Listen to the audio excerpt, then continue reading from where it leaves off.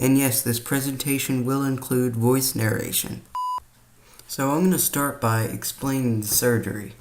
The first part of the surgery involves removal of the facet joints, which are little things that are between your vertebrae and they control your flexibility so you don't pinch the spinal cord when you bend over. Now those sound important, but you'll understand why I don't need them anymore soon.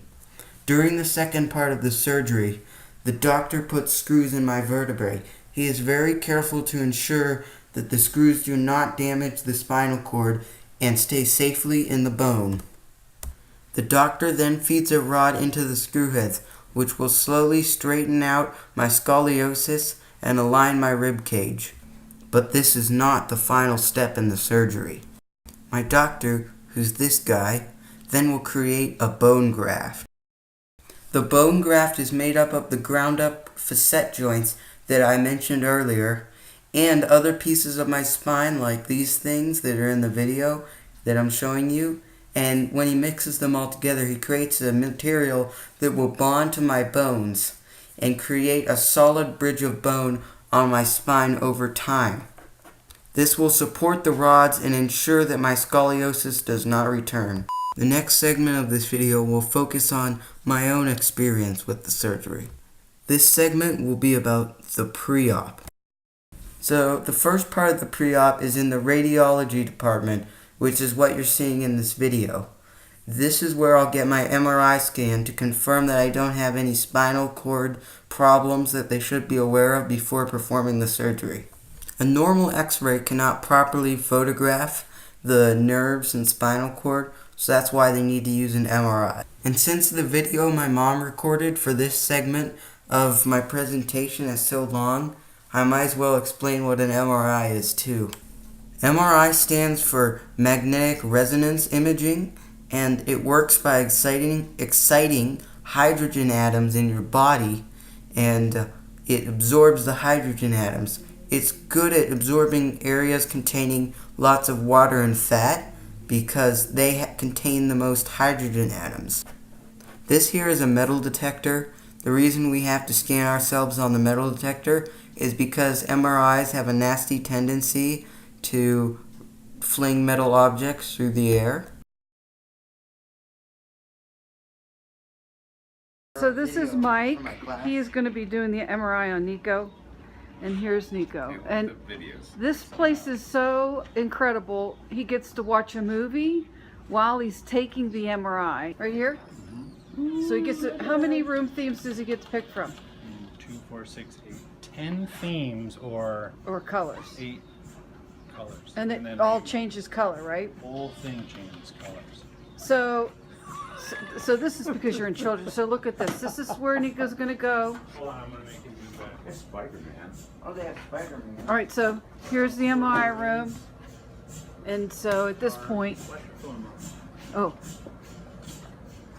watch the phone. How far can I go in with the phone? Okay, right here? I'm supposed to tell you you can't go past the red and white. All right, so he's going to go in this machine, and then when he gets on there, I will do some more. Can I go in too? Yeah. I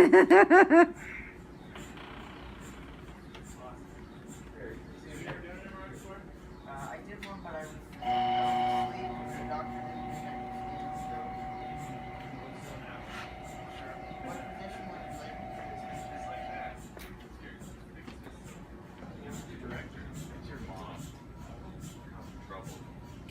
All right.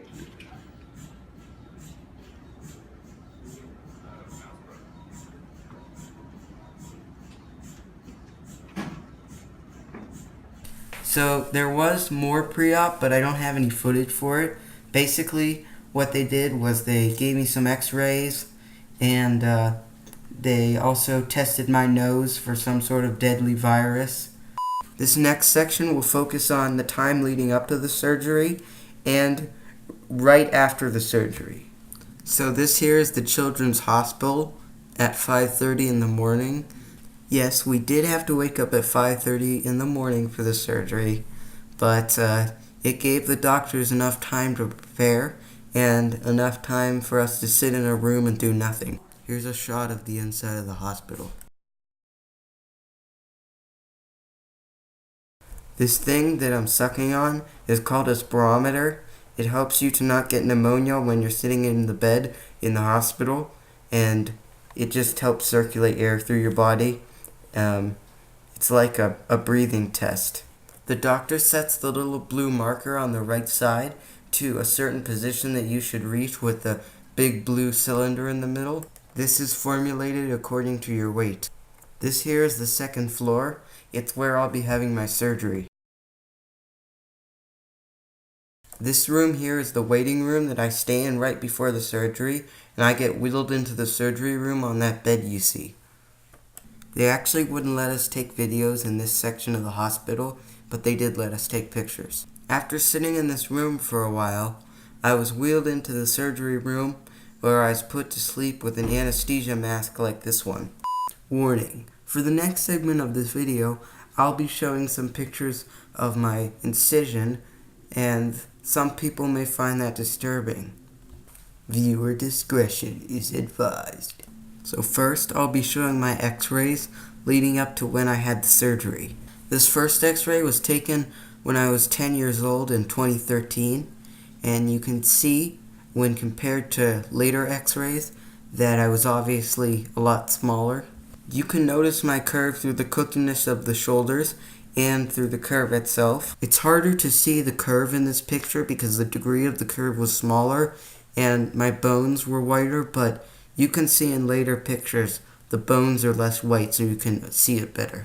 This is the x-ray taken in 2014 when I was 11 years old.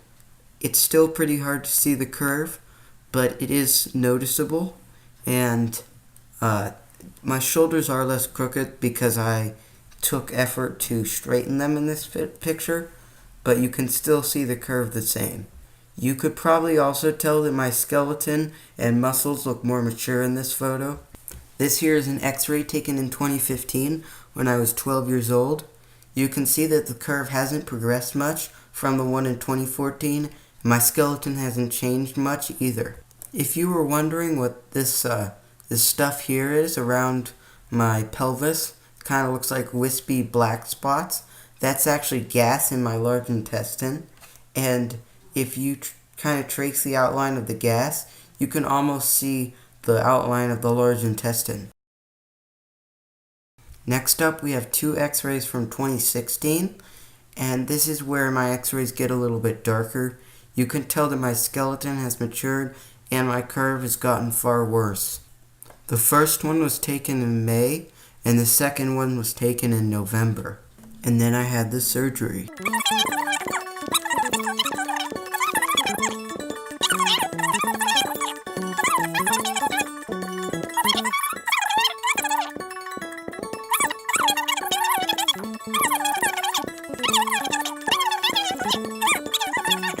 So unfortunately, the image I have of after the surgery is very poor. The reason for this is that this was taken with one of the portable x-ray machines they had in the operating room, so it's not as good quality as the other ones.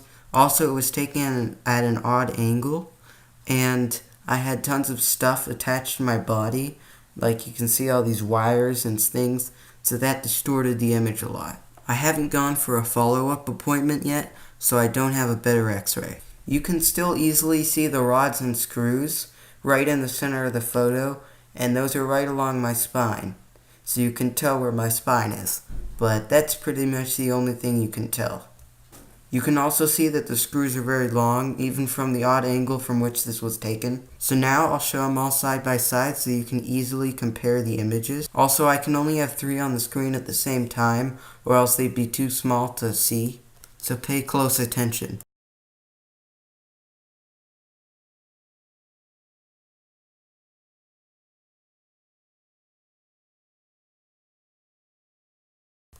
So here is the comparison of the 2013 photo to the 2016 photo, and the 2016 photo to the 2017 photo.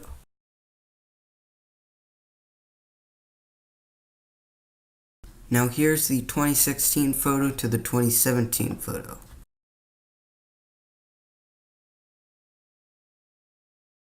Now we're at the part of the video where I show you what my scar looks like. Actually, we're not quite there. No, now we're at the part where I show you what I looked like before I got the scar. First up are the two basic photos, my front and back.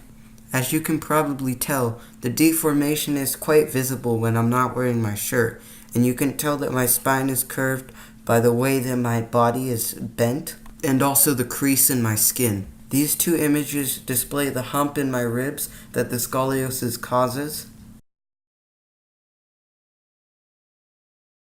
That's pretty much it for the before surgery pictures.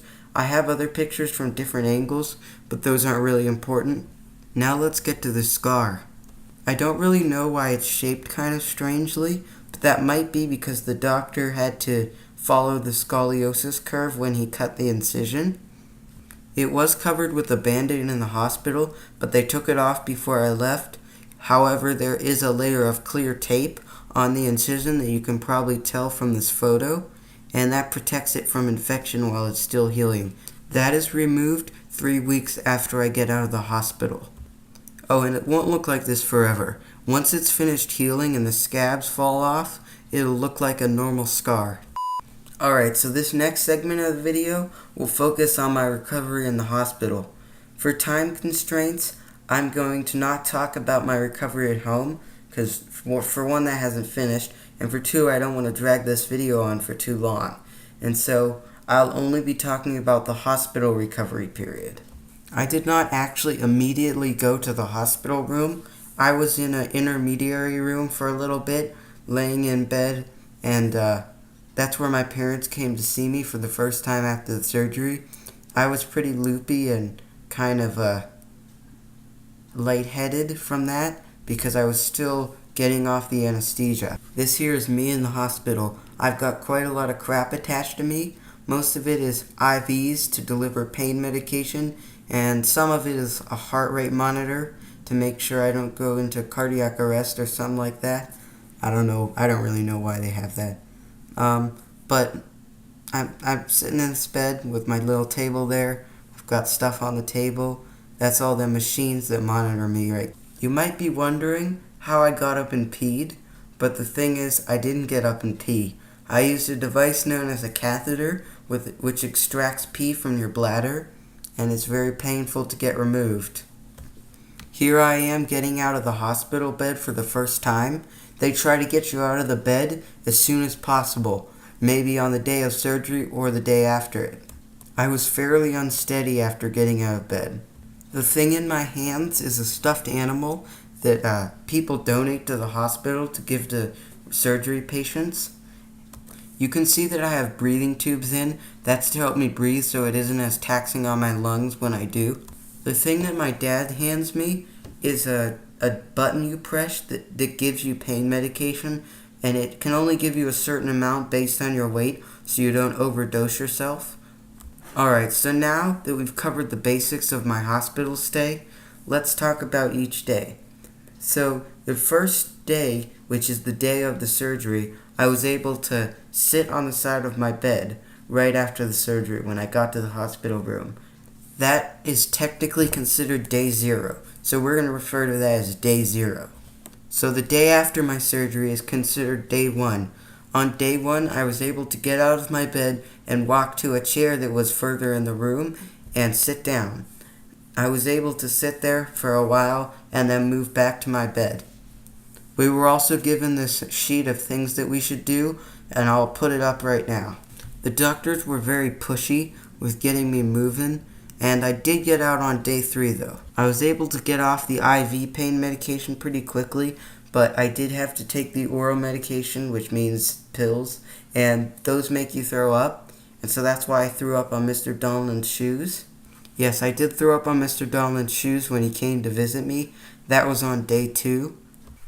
The night after the second day, I had some pooping problems, and you can't leave the hospital until you poop. So I was having trouble pooping, and they had to give me what's known as an enema, which is a device that shoots water up into your rectum and frees up poop that's sitting in there. And so that helped me poop, and I felt way better after I pooped.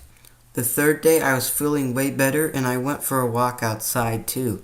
I'm a bit unsteady in this video and my shoulders are still crooked, but I'm doing a lot better and I was released the day I made this walk. And I was also able to do stairs. So now that I'm home, I am off the opioid pain medication, just taking Advil and Tylenol, and I'm doing pretty good. And obviously I'm going to school now as well. And now, since I can't come up with a good way to end this presentation, I'll just show you a video of my cat. Jet, what do you say to Nico? Jet. Jet. Jet.